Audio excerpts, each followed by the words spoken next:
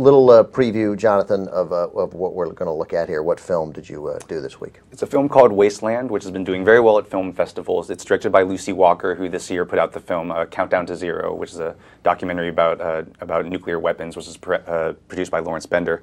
And this is about we did that. You've done it. Yes, I reviewed that one. And yes, this is about, she's spent on and off 3 years in Brazil in the world's largest dump, and where this Brazilian artist named Vic Muniz went to make art with the people who live and work in the dump, collecting recyclables out of the trash. All right, let's take a look at Jonathan's review. Grupo de Campo, Isis. Oi, tudo bem? Suelen. Oi. Você é Dona Magra? Oi. Tudo bem? Tudo bem. A Brooke tem cargo super alto numa companhia de leilões, uma internacional. Então o que a gente vai fazer? A gente vai fazer uma foto bem grande disso aqui e ela já concordou em levar para uma venda, um leilão internacional. Vai ter aquele cara com martelinho, tanto, pá! Suelen and her 2 kids.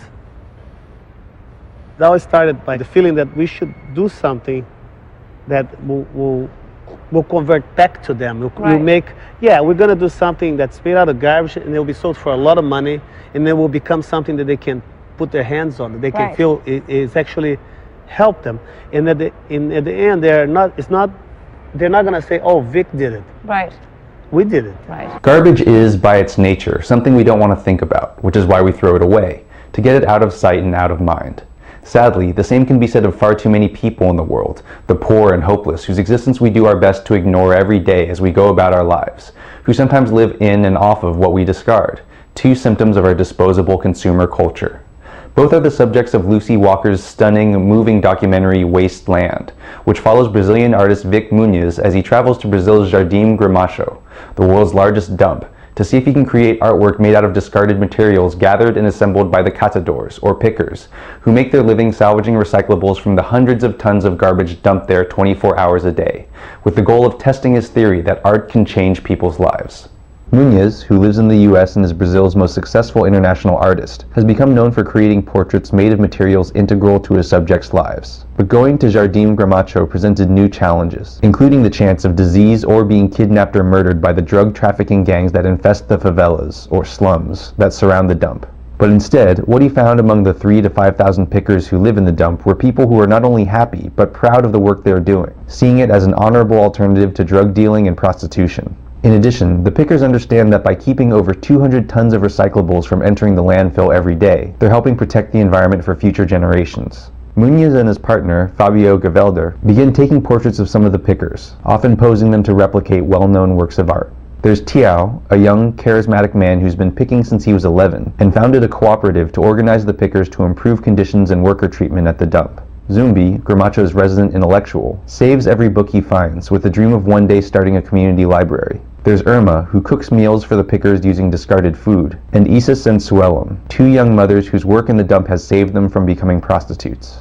Muniz projects the photos he's taken onto the floor of a warehouse, then has the pickers gather and arrange recyclables on top of them to create giant portraits for Muniz to photograph. But with the pickers able to spend time away from the dump, the earlier facade of their contentment falls away as they reveal the tragedies that brought them to Gramacho, as well as their dreams of never returning. This leads to a frank and necessary discussion about whether it's right to give the pickers such a tantalizing glimpse of a better life, only to return them to the dump once the project is completed. A discussion that takes on added importance as Muniz contemplates taking Tiao to London to see his portraits sold at auction. But in the end, Muniz's theory about art's ability to change people's lives turns out to be correct. Not just through the substantial amount of money raised through the sale of the art, but more importantly, through the way it changes the way the pickers see themselves. For perhaps the first time, these people who have been pushed to the fringes of society, to the point where they're literally left to live in trash, can feel that they're not invisible, that they can be part of something that, even though they barely understood it at first, has the potential to travel around the world, that their faces and their voices can and are worthy of being seen and heard.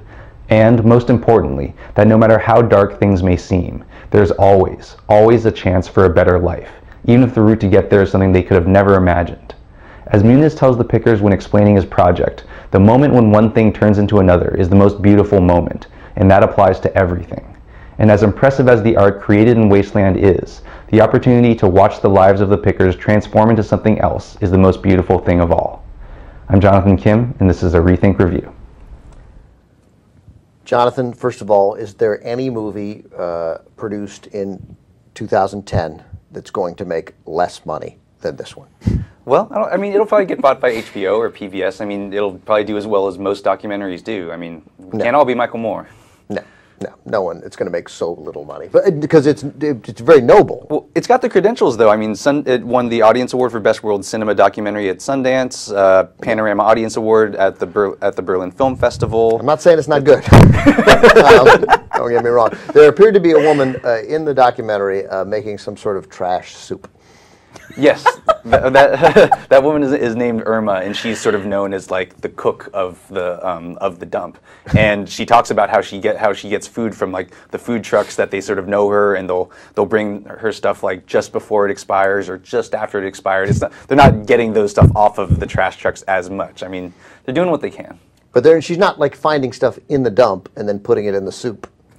Not exactly. I mean, it's like if you got keychains, tire irons. Right. Yeah. Yeah. Exactly. It's not actual. Yeah. It's not actual trash. It's stuff it's food that will become trash in a few days, but she's able to get. But is it already in the dump? I don't want to be obsessed with this, but I mean, if a tomato is different, if it's an old rotten tomato brought by a food truck, is different than if you find the tomato. I think it's like among the right. Yeah. Among the tire irons. Yeah. It's like if Albertsons was getting rid of its slightly spoiled or spoiling fruit, then they would give it to her. It's nothing like that. It's like if Whole Foods was debating whether or not it was fresh. All right, so what happened to some of these people that we see in the film? Well, that's. I mean, there's a great discussion in it where sort of the artists are talking about like what's like are we doing a bad thing here? By raising their hopes and telling them all this stuff and showing them this world, and then in the end we're going to put them back. I mean, I think that happens a lot of times with documentary filmmakers, where you get so involved in someone's life, and then after the movie's comes out, then you basically don't talk to him anymore. But it's really like the artist Vic Muniz. He says like, because he grew up in Sao Paulo, and he in a lower middle class family. The only way that he was able to get to America was because there were two guys fighting, and he broke up their fight, and one of the guys thought that he caused the fight and shot him through the leg. But the guy who shot him was rich, and so gave him a bunch of money, and so he used that money to fly to the U.S. Sometimes it works out. Right. And so, but what he says is that he's like, you can't, because they're like, well, what if now like they never want to go back to the dump? Like like what if they can't ever and like their life is spoiled? And he's like, you can't tell me that that's a bad thing. That you're going to get a glimpse of this better life. I don't buy that he needs to be careful about raising hopes. I mean, that's life. I mean. First of all, I mean, if your hopes get raised a little bit and you become aware that there might be some better life, I mean, that's good. And if you can't make it, then that's too bad. But it's no worse than it was before. Exactly. Also, I mean, I don't think anyone in Rio, is this in Rio or is this? It's outside Rio. Yeah. That anyone? Oh, right, because we got the statue there. That anybody in Rio, no matter how poor, doesn't know that there is a better life. That there's a better life.